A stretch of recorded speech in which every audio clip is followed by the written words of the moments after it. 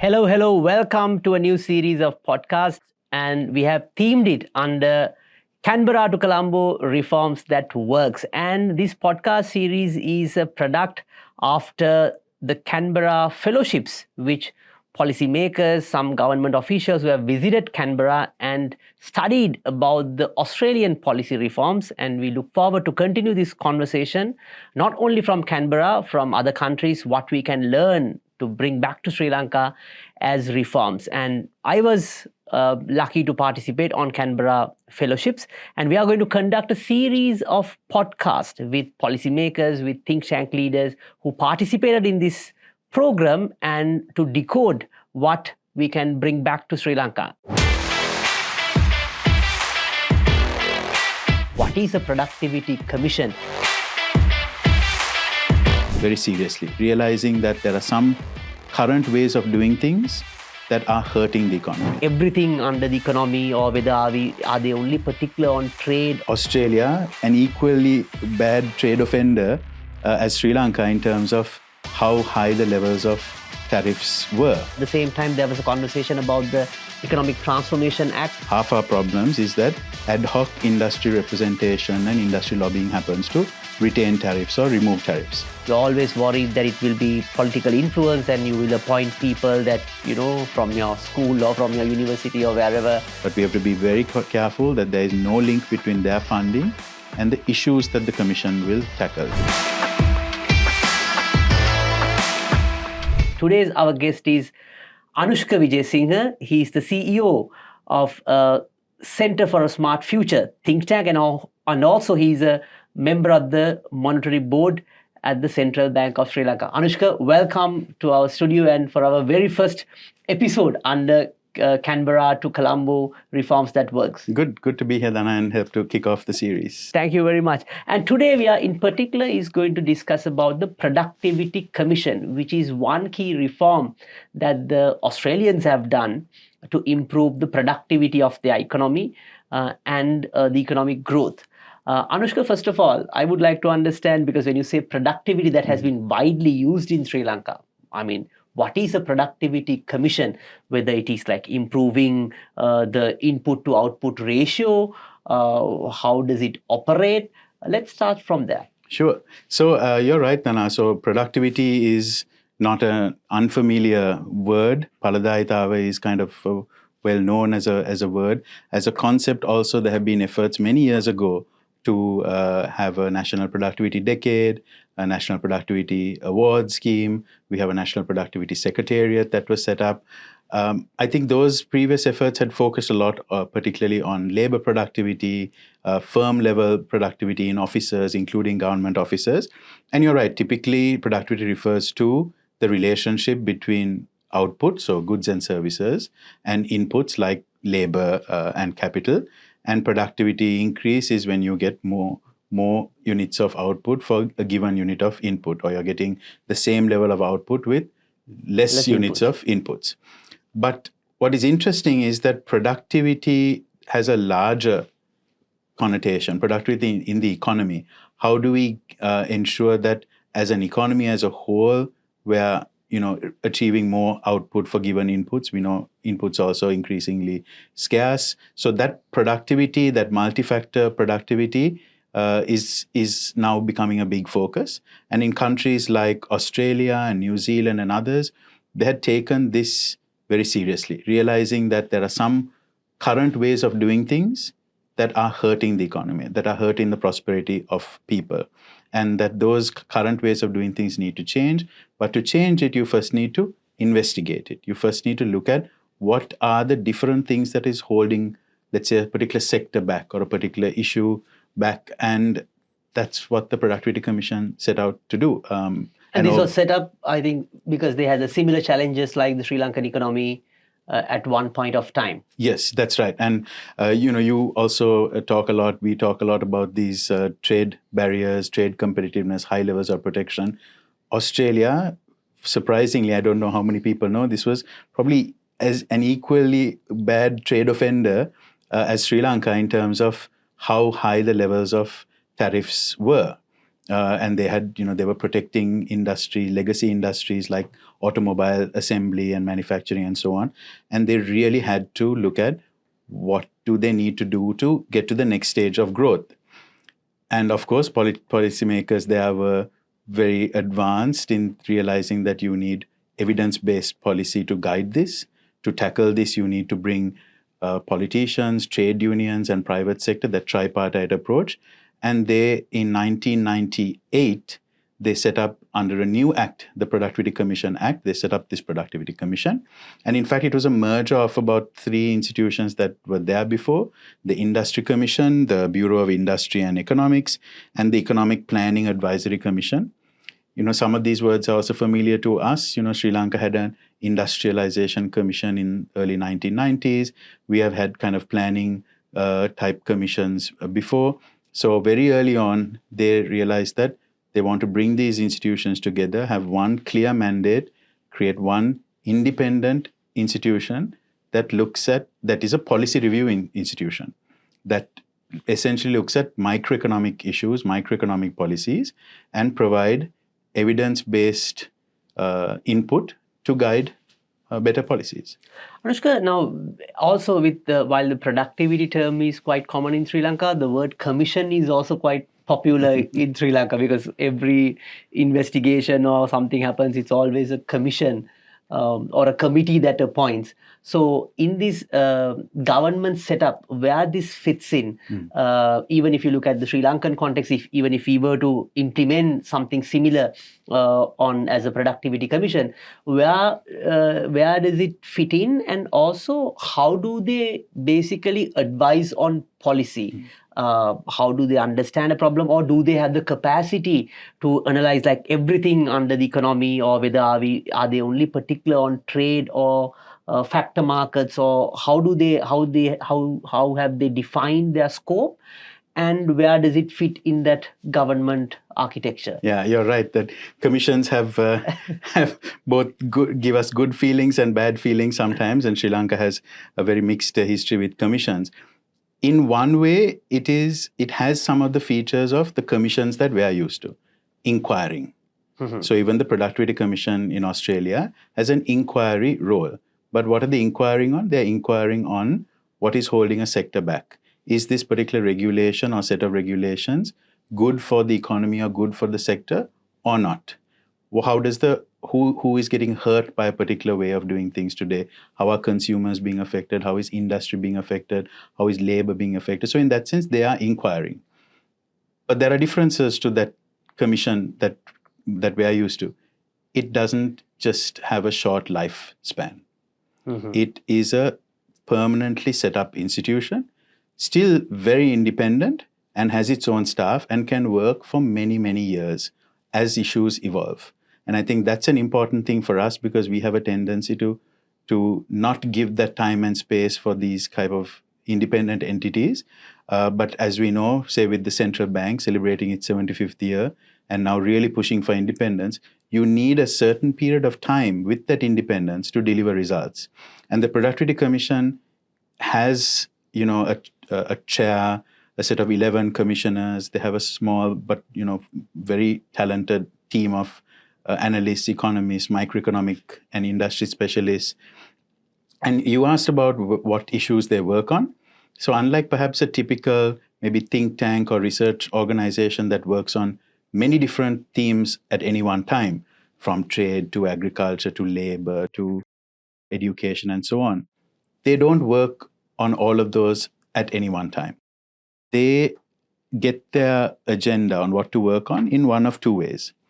The government, so the Australian Treasurer, commissions the Productivity Commission and says, we want to look at issue X.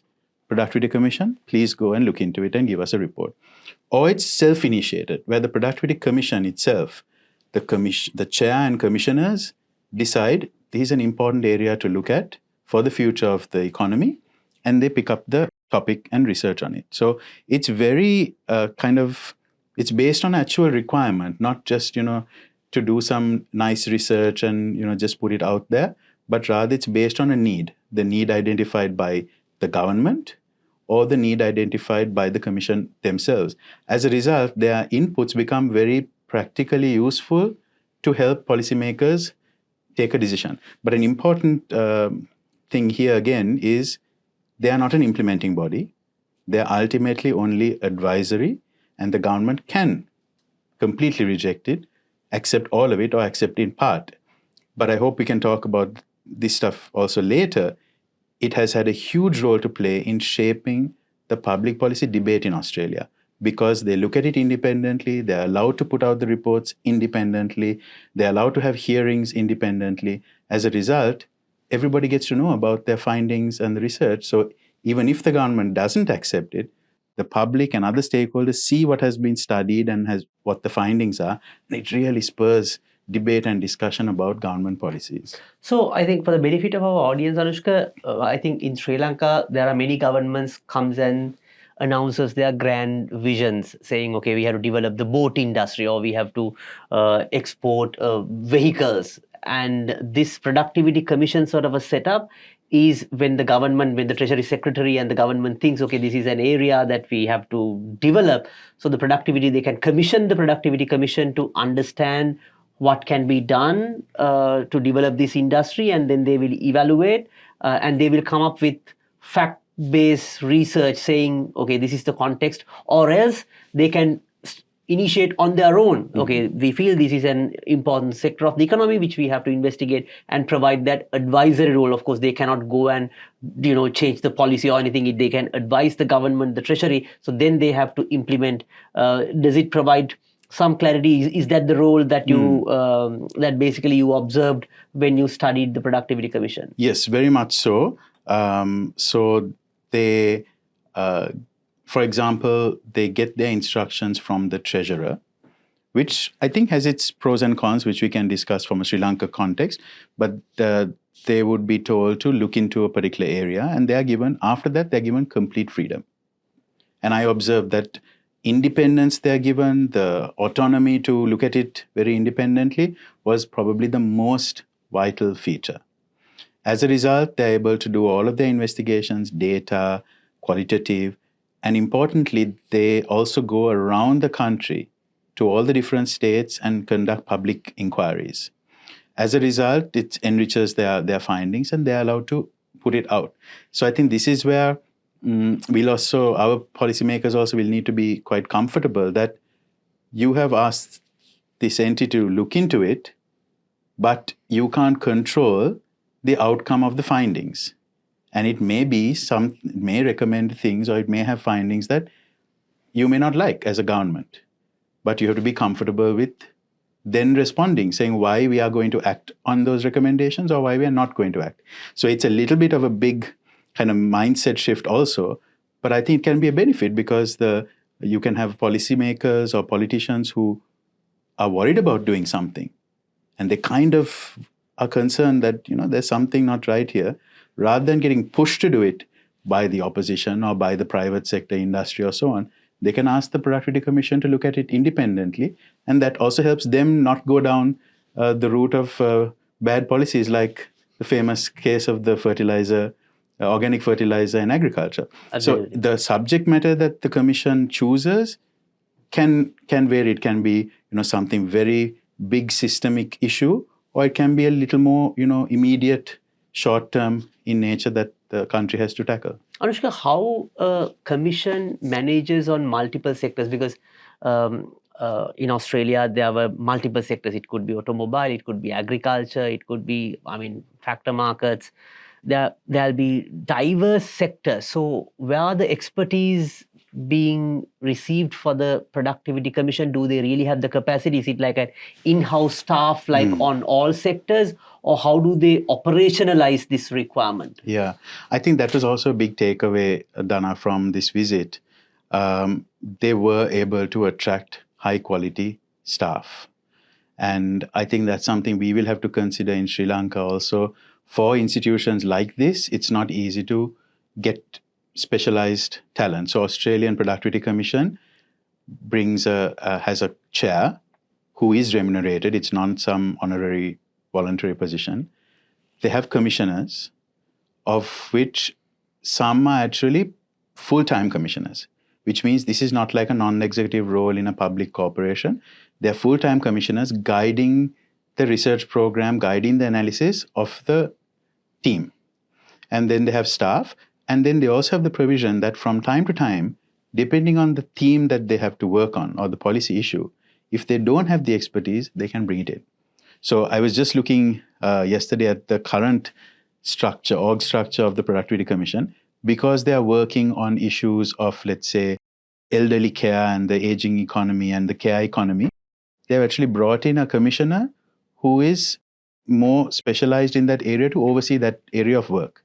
So that's an interesting model for us, where we may not be able to have all of the staff needed for every single issue on day one and permanently, but rather ways in which to have that flexibility to bring in the relevant analytical ability. Also, Anushka, now, when it comes to interaction on this Productivity Commission, while we participated on the Canberra Fellowship Program, I think we have been engaging with the Productivity Commission in Australia for some time back. And also at the same time, there was a conversation about the Economic Transformation Act, and there were some elements of like a trade, sort of a think tank has been mentioned, and the productivity has been mentioned. So can you also connect the dots whether under the Economic Transformation Act, a setup like Productivity Commission has been considered, or some elements of a Productivity Commission has been covered?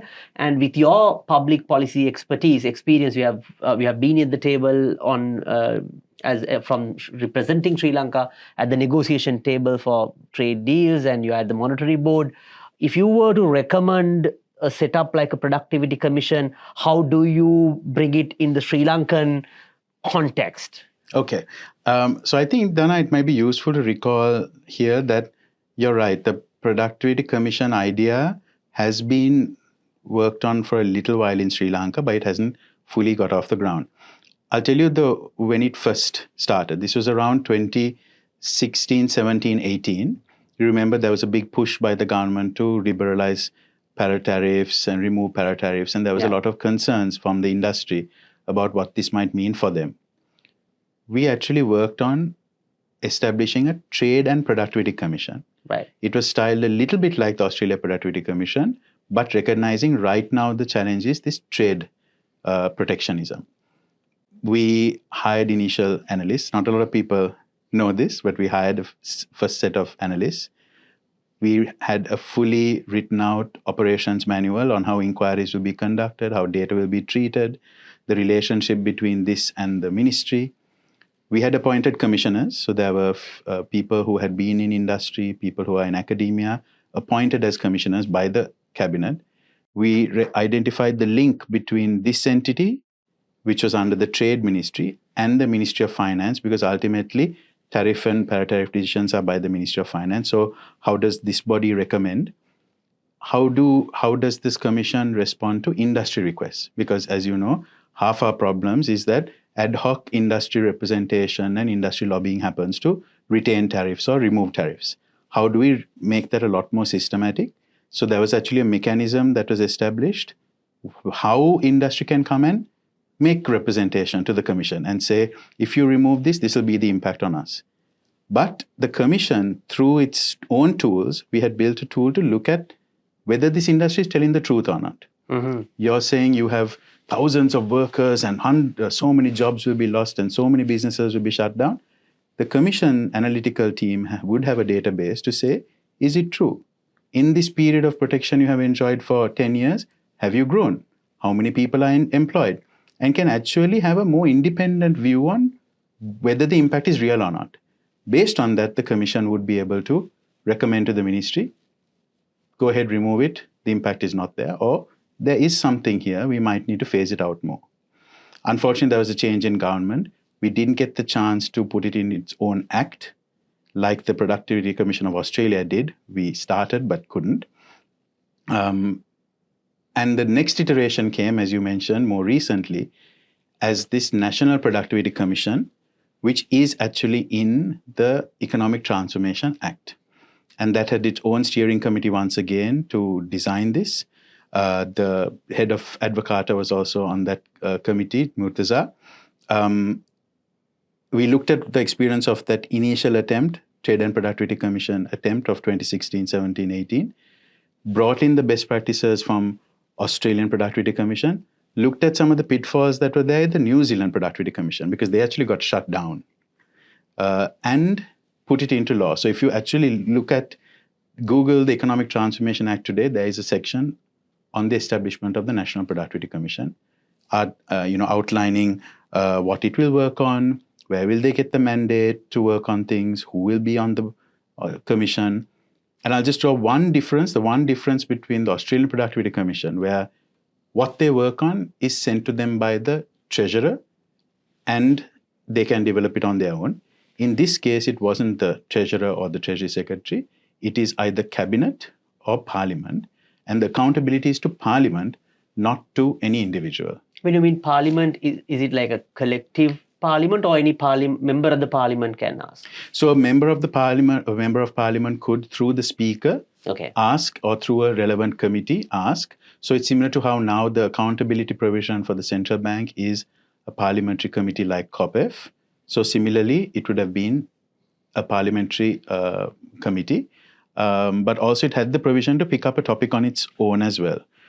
We felt that rather than an individual, it's better for this collective responsibility. Thanks, Anushka. So now you know the connection between why this Productivity Commission is important and what we have learned and what the Sri Lankan context and where it fits on the Sri Lankan context as well. Thank you very much, Anushka, for bringing that point, because you had that knowledge and know-how to bring that. And since you have experience on working in this sector, I think that was quite a useful insight. Next, I also want to understand, since now the Productivity Commission has these two sides. One is they can investigate on an area that they think has to be investigated, or else upon the Treasury Secretary's request or any other mechanism. So how do they prioritize those issues? Like, how do you really, because we all know they don't have the capacity to investigate all the issues under the sun. So how are they going to prioritize? Is there provisions or indicated in the act that how to identify a prioritization, or how does it happen at the practical level? So in a way, Dana, you might remember I asked this question from them. I don't know if I got a very clear response, because but I did feel that the commissioners play a big role.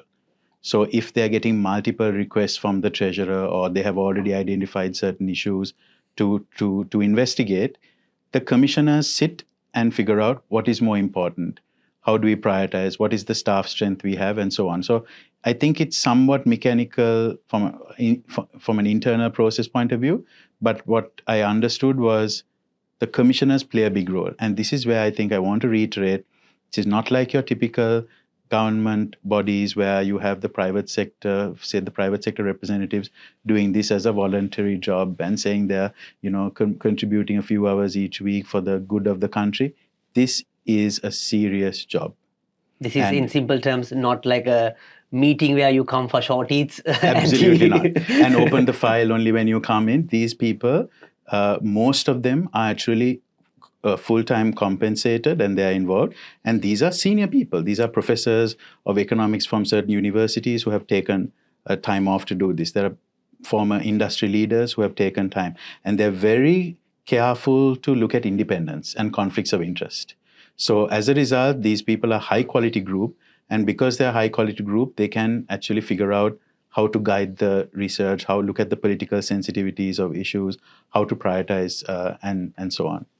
Thank you, Anushka. Also, wanted to understand how you mentioned this briefly, that in terms of engagement with people and the trade unions to the private sector, is there any particular mechanisms that they use? And you also brought out the point that sometimes even the consultation work from the industry, how do you really understand whether are they actually representing that industry, or is there a mechanism which has been outlined, or are there best practices from the Australian Productivity Commission? How do they engage with private sector, public sector, civil society, or the particular industrial chambers? Are there anything that we can learn and adopt in the Sri Lankan context? Absolutely. And I think a big takeaway was it is not done ad hoc. Okay. Consultation is not done ad hoc. Public consultation is not done for the sake of ticking a box saying we have consulted the public. It is actually a genuine desire to listen to people. and then take those insights, marry it with their own analysis, and then come out with something. So little things like they publish a calendar of public consultations on a particular issue. They actually actively go beyond Canberra. They have commissioners who are actually based in many other places. The office might be in Canberra, but they have officers in Brisbane, Melbourne, commissioners who are based in those different places. So as a result, they actually go to the country and ask about these issues. They actually publish the results of some of these consultations. So that I think that's what's different about how we are used to it. Sometimes consultations are done in secret. There's no transparency around what the industry or private sector or unions have asked from the government. So their public transparency is impeccable. And I don't think it was easy to do. It may have not come overnight, but for countries like ours, now we have the benefit of seeing how it has been done. We don't need to go to that same long journey. I think we should install these types of public transparency upfront. They're very careful about how they engage. They don't just call individuals or preferred people or institutions or chambers. They have a very organized, systematic way for public consultation, and then organized, systematic way of putting the findings also out. And if I was to maybe summarize the three main pillars that have made the Australian Productivity Commission successful, it would be public transparency, rigorous analysis, and stakeholder engagement. It's not just about the technical work. It is an important one of the three, but very much focused on public transparency and stakeholder engagement. Otherwise, I don't think they would have been able to get the credibility they enjoy today. Anushka, just want to quickly go one layer down on the word that you mentioned. You mentioned it's not ad hoc. Could you elaborate a bit more? Because they are going for multiple sectors. When you say it's not ad hoc, like sometimes the certain sector consultations has to be done like over a period of time. So when you meant that it's not ad hoc, like you mentioned, they publish like a timetable of how the public consultations are done. Do you mean to say that even with the industry groups, that there's a scheduled consultation work, or is it something that you recommend? Could you get to the next layer? What do you really mean by it's not ad hoc? Because if there's I think the Sri Lankans are under the perception that, okay, we are signing a trade agreement with, let's say, country X, and then at that point you invite all those countries who are exporting and importing from that country and ask like, what are the issues? And then that's over. But when you say it's not ad hoc, could you explain a little bit more? I think why it was so much of a stark contrast from what we are used to what they do is because we see how ad hoc it is. There is no proper mechanism for private-public consultation. The government doesn't sometimes know how to design a good consultation. Who should be in the room? Are the people we're inviting actually representative of a sector? I have been in these consultations, both from a government side sometimes and also in the past from the chamber side. And I have been left wondering, why are some of these people who are representing 3 companies given the same seat at the table as an organization representing 300 companies? But the government doesn't have the professional approach to consultation to realize who are they representing, and how to manage that input. This is something that the Productivity Commission folks, I didn't get all of their internal documents, but I felt that they have a much more methodical approach, who to consult with, analyzing how they should plan those consultations. But I think it's a broader reflection, Dana, of how Australia does this even for other sectors, not just the Productivity Commission. We heard some years ago from the Chief Trade Negotiator of Australia, who actually said for trade negotiations, when they are going in for a new trade negotiation, they have very specific steps for consultation. They announce ahead of time when they will consult. They publicize who they consulted with. They send a summary note, public summary note of what did the industry ask for. So nothing secret. And they have a response also to what they as trade negotiators felt about the asks made from industry. So there's no room for people to make backroom deals. There's no room for some people to have a bigger voice than others. But I think that goes to partly the professionalism of the people, but also not relying on people only and having the right processes where it's not up to the individual at the Productivity Commission to decide, oh, shall we consult or not consult? It is hard coded in how they work. Anushka, also now, since you mentioned at the beginning, it's either the Treasury Secretary can direct that he or she wants to understand this industry, or the Productivity Commission can investigate. Now, once this research and policy analysis is being done, whether are there any provisions that this has to be implemented or adaptation of those findings? Are there any legislative provisions in the Australian Productivity Commission, or is it just like a piece of consultancy work that, okay, we analyze, this is what it is, it's whether they're up to the government to take it or leave it? Or in the Sri Lankan context, how do you see this has to be fit in, since you have also been at IPS and now you're the CEO of a very reputed think tank? So how do you see this fitting in our context at the same time? You can do the work, but whether actually it's being brought to the system or not is a question mark. So yes, again, we asked this from the Productivity Commission folks, and the answer was there is no compulsion for the government to act on its recommendations. I was surprised. I think several of us were surprised. We thought it'll be, but I think there was a reason for that, and perhaps it'll be a similar reason in Sri Lanka. No politician would be supportive of establishing an institution that then their advice is compulsorily taken by politicians. So I think it's a non-starter. While you and I may like that, that independent, rigorous analysis going straight into guaranteed implementation, political economy suggests it's not going to happen. It's the same in Australia. I think, though, what they have done successfully is, because of the quality of the work, the rigor, the public engagement, the transparency, once they put out a report and once they go out to the public and say, this is what we found, this is what we recommend, it hugely shapes public debate. And we had to remember that policy is not only influenced through individuals, but that collective. So when so many people are talking about it, the report is being covered in the media, think tanks like the equivalents of Advocatas and CSFs in those markets start picking it up, it becomes hard for the government to ignore it. They may not act exactly on it, but they can't ignore it.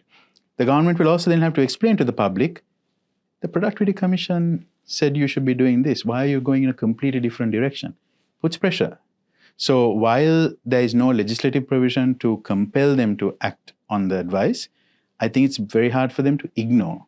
And that has come from years of building up the credibility. And also the how it uplifts the policy conversation, because when that data is out, the public may question, okay, there's a different set of recommendations, and why are you going against it? While your own Productivity Commission has recommended something different. So that's the importance of... And I found this line quite interesting, that it said, the Commission's influence extends beyond formal recommendations. Its research methodology and evidence-based approach have shaped Australian policy discourse. So I think that is what's interesting. It's not just the recommendations, but it has broadly influenced the policy discourse and becomes hard to ignore. Anushka, how a setup like a Productivity Commission can stay away from the political interference? Because that's the main concern when it comes to Sri Lankan context. When you think of appointing a commission, a new institution, you're always worried that it will be political influence and you will appoint people that, from your school or from your university or wherever, and basic concept is being diluted. What can we learn from Canberra on that front? One is that independence has to be granted through statutory provisions. So by way of the Act, similar to Sri Lanka's Central Bank Act, in Australia, the Productivity Commission Act gives it statutory independence, which means it can operate without political interference. But it's also not just through the law, I think through practice also. They have managed to stay away from, deep political controversy. I think maybe we'll need to ask Australians how successful that has been. But my impression was that it's because of the way in which they work, how they analyze issues, and how they put it out there that they have managed to be seen as a technical body, not a political body. But I'll draw a contrast with what happened in New Zealand. Mm-hmm. A year and a half ago, the New Zealand Productivity Commission, structured in a very similar way, was shut down by a subsequent government. This came at a big shock because it was a relatively new institution, 10, 12 years old. Productivity Commission has been here in Australia since 1998. Successive changes of government, and they still exist. In New Zealand, the incoming government at that time felt it was getting politicized, and that the person who was appointed to head the Productivity Commission was too close to or too favorable to the outgoing government. Hard to say how much of this is true or not. You'll have to again ask New Zealanders. But the fact that even that impression got created, the perception was there, hurt the New Zealand Productivity Commission. Somehow Australian Productivity Commission has stayed away from it.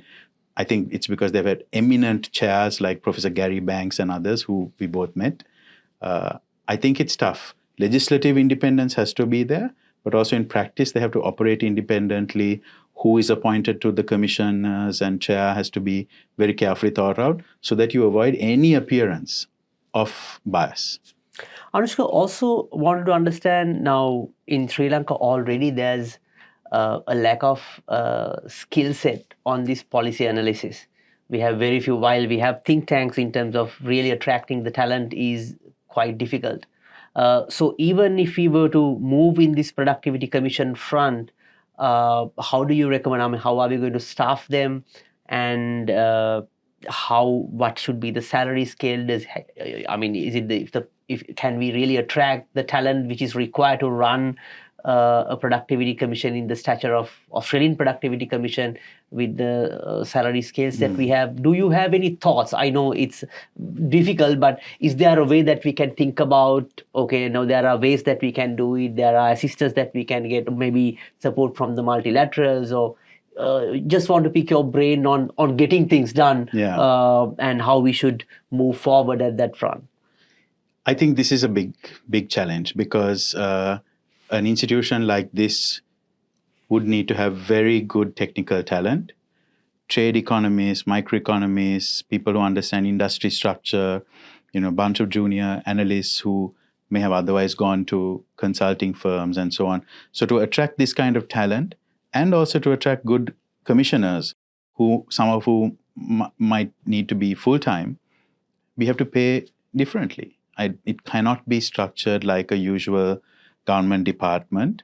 You have to look at different salary scales. You have to recognize that these people need to be compensated from outside the usual salary scales. And sometimes you need to have the flexibility to hire them on short-term basis to do a particular study for a particular topic that the commission needs to do right now. They don't need to be made permanent. So in the Productivity Commission, National Productivity Commission section in the Sri Lanka Economic Transformation Act, there is language to reflect that. But of course, it wasn't established yet, so we don't know what the difficulties would be practically.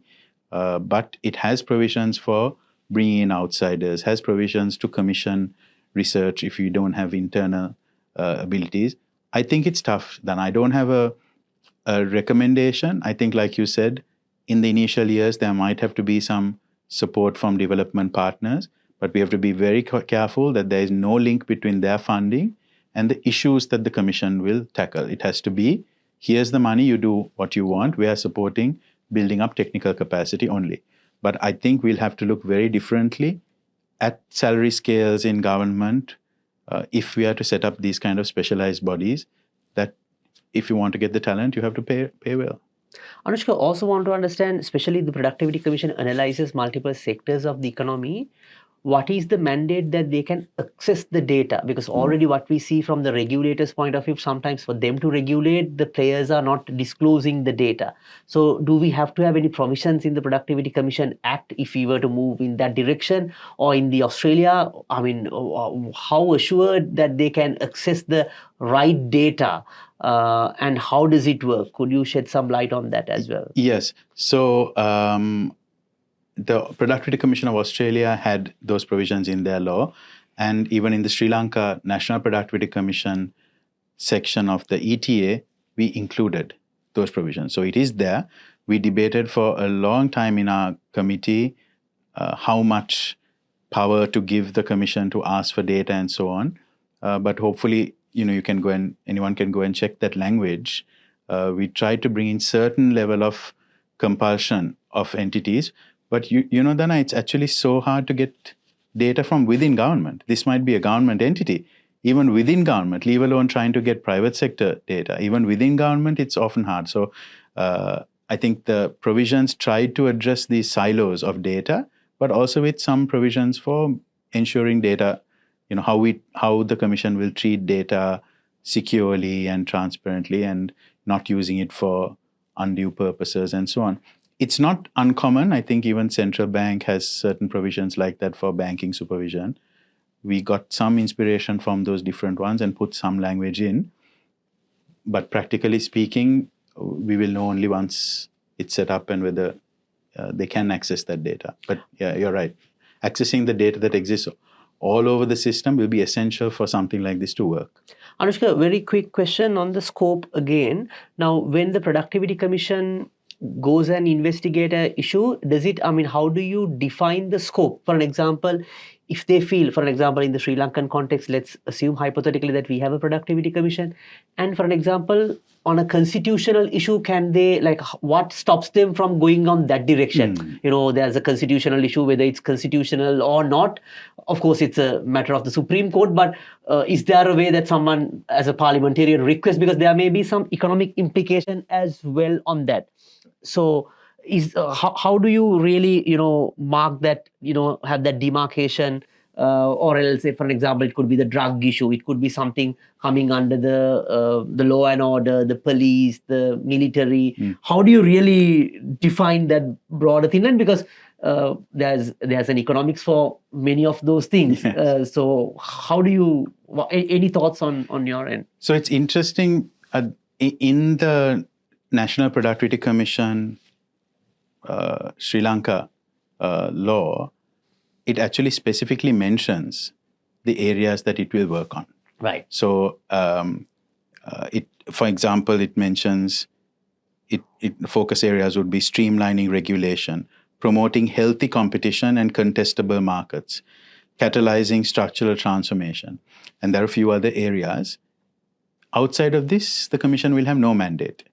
Within, say, some of the sectors, someone can argue military. Military is also in business. Can the Productivity Commission look into it?